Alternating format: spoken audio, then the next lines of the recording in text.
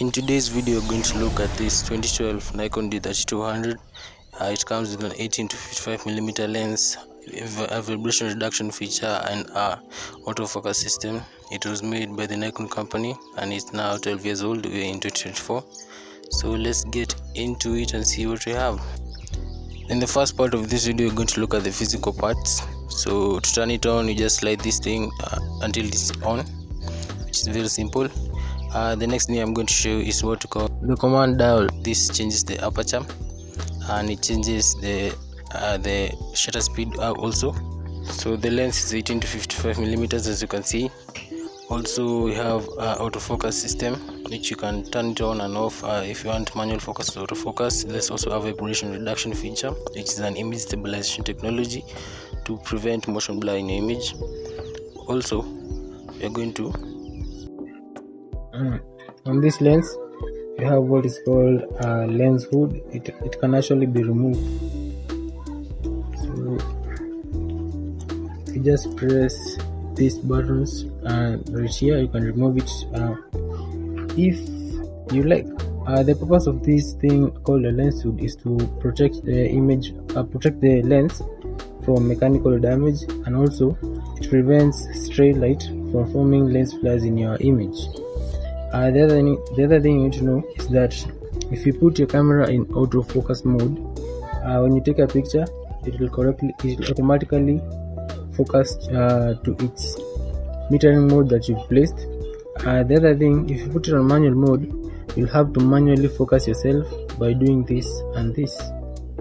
And to zoom, obviously it's very simple, it's just like that. So the other thing that needs to be seen, if you want to place your memory card or your SSD card, you can put it here. If it's already inside, you have to press it and then it will come up and you can pick it up and you can put it in like that. Once you see a green light here, know that it's okay and it doesn't have any issues. If it has any issues, it's going to tell you right on this screen. The batteries are placed here. There's this battery latch that holds the battery inside, so when you slide it like this in this direction, your battery smoothly comes out. So that's it. To turn on the flash, just press that button below the flash, and it comes up. When you press here the shutter button, the flash comes off, which is what you need once you take a picture. Also this side you have some portals where you can put your audio jack, which is the microphone. You can also put the HAV, which connects to your laptop, HDMI, and the other one is for the GPS. Once you close that, I think you're very aware of that part. We are good now. On the display of the monitor, we have the aperture, which is shown there, and which is f8. The shutter speed 1/200, the meter, which shows the compensation. So a shortcut, you press the info button, you're going to see some of the few settings that you can adjust while taking pictures. The first one being the image quality. You can either take it fine, raw plus fine, which gives two images, raw, normal, or basic. With that done, you can choose the size of the image. It can be large, which covers more data, or small. You also have medium, which is also a bit heavier than the other one. White balance, you can choose any one that you like. Cloudy, shade, there are very many, you can choose as you like. The ISO, which is a very important factor regarding the exposure, it can go up to high one, which is 12,800 ISO, and as low as 100. The release mode, you can use the single frame, continuous frame, or use a timer if you want to take a picture of yourself or static shots of anything. You can even use a remote. Also autofocus system, you can choose either continuous, autofocus single, or autofocus servo, or even manual focus if you want.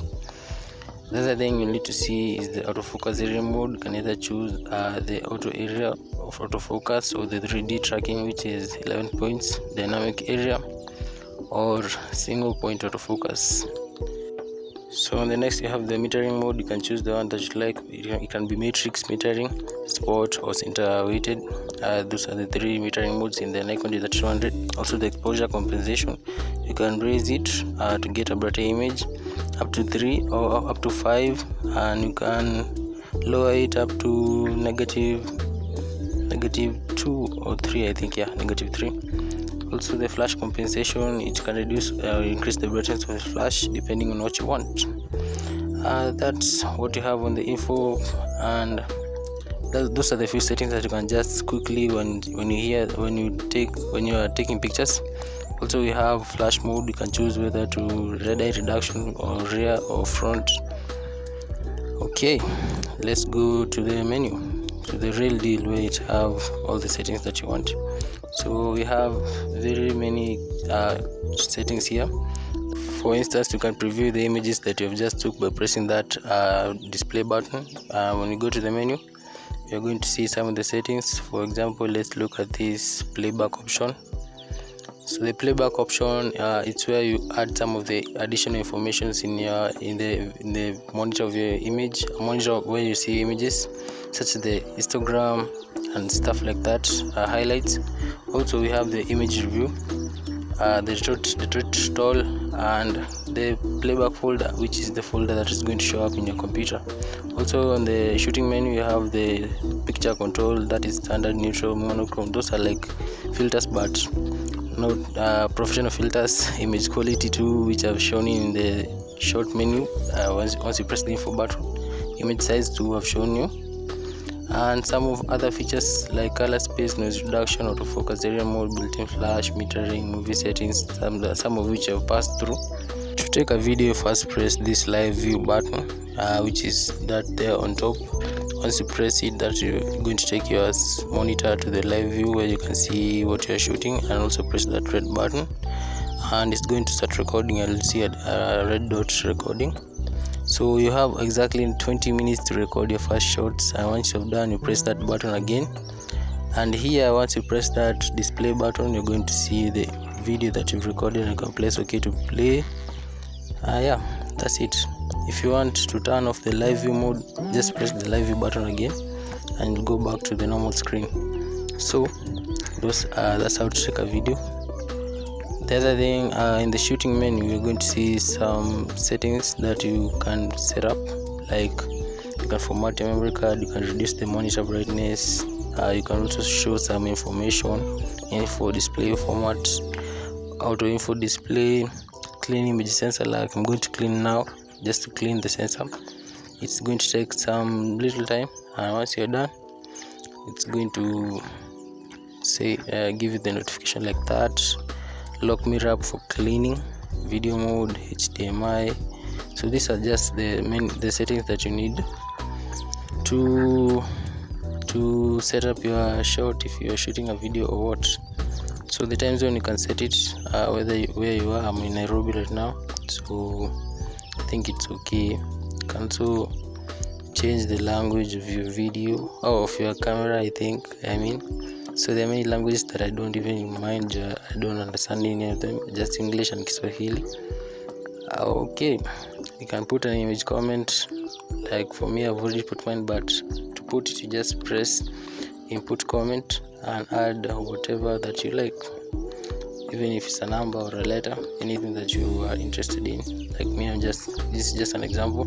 Once you're done, you can press the done button and you're finished. Most of these things are not usually very important when it comes to shooting your pictures, so I don't normally use them. But if you want to know more about this, you can just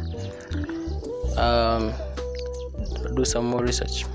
I don't usually use these types of stuff. Some of them don't really help me in my photography, so I'm just going to show you the important things that you need to know. And yeah, so in this retouch menu is where you do some of the editings in your picture, such as red eye correction. You can trim, you can turn your image to monochrome, filter effects, you can resize your video, you can even make a fisheye. Let me show you how to make a fisheye. So this image, I didn't even shoot a good image, but just to show you, you just slide it using those arrows in that playback, and you can fisheye your image if you want.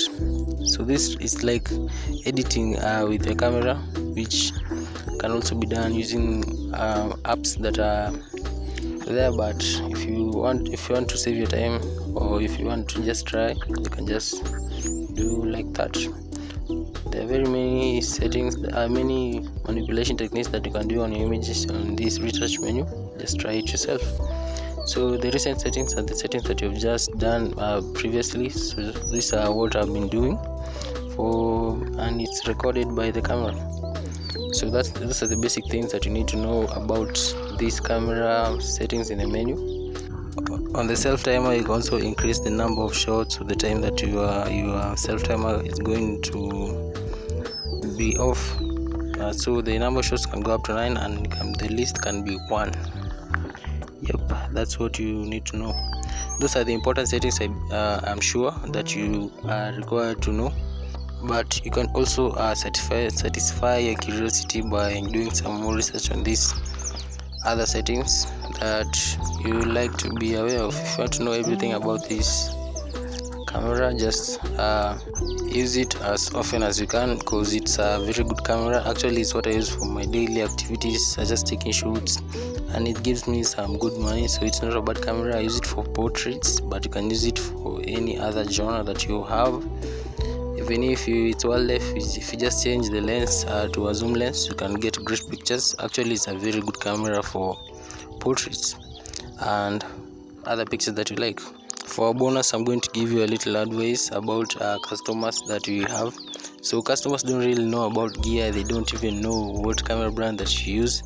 They only look at the work that you do. So don't undermine yourself when you're using this type of camera. Actually, it's a very good camera. Film photographers use very old cameras, but they get great shots. So that doesn't limit us from getting great shots either. Okay, that's it for today. Subscribe to my channel and see you in the next video. You're a good person. Peace.